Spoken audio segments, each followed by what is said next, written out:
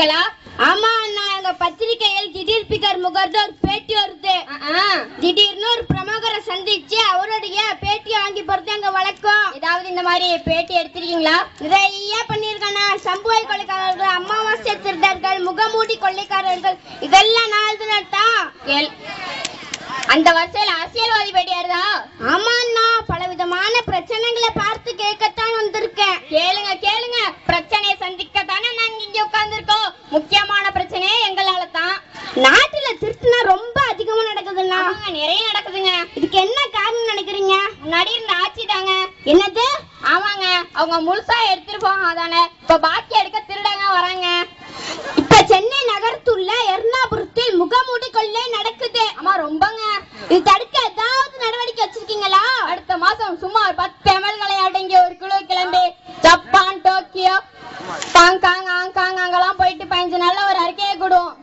என்னன்னா அதுக்கு இதுக்கு என்னன்னா சம்மதம்? நாங்க எப்பயா டோக்கியோ, ஜப்பான்லாம் பாக்குறது? கட்சிக்கு எப்படிப்பட்ட தொண்டர்கள் தேவைன்னு நினைக்கிறீங்க? கட்சிக்கு தீ குளிக்கிற தொண்டர்கள்லாம் தேவை.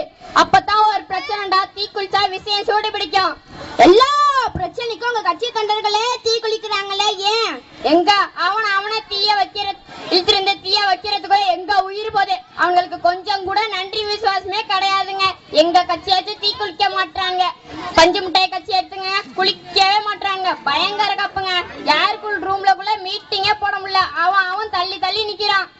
அப்புறம் என்னன்னா, நம்ம ஊர் டெலிவிஷன் முதல் ஒளிபரப்பு 6 வாங்குறாங்க. இப்ப 2வது ஒளிபரப்பு வருது. அத பத்தி நீங்க என்ன சொல்றீங்க? ஒரு பிளேட்னா 2 பக்கமும் இருக்குனாயா, அதான் நியாயம். நாட்டுக்கு புதுமையான திட்டம் ஏதாவது வச்சிருக்கீங்களா? அல்ல வேலை கேட்டப்பா, கேட்காம போயவன் ஆடி விட்ட. எழுதிக்க, பட்டாப்படை ஐடியா போட்டுக்கோ. பட்டாப்படை ஐடியா புரிஞ்சுதா?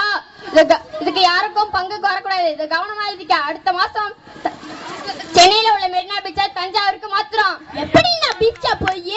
என்ன எப்படி பீச்சா போய் என்ன கேக்குற? அங்க இது கான்ட்ராக்ட் விட்டு கமிஷனே வாங்கியாச்சு. என்ன கேள்விக்கு மேல கேள்வி கேக்குற?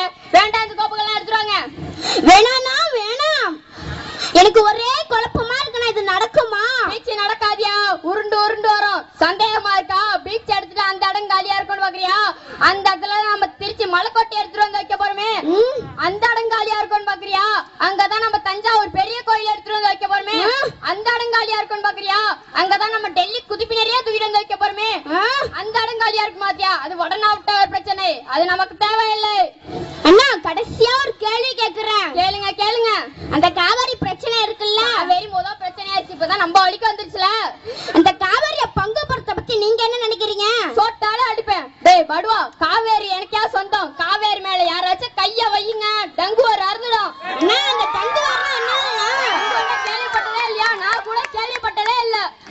வரேன்னா வரேன். அடுத்த எலெக்ஷன் வட்டம் நம்ம 2 பேரும் சேர்ந்தே பாப்போம். காவேரியவா?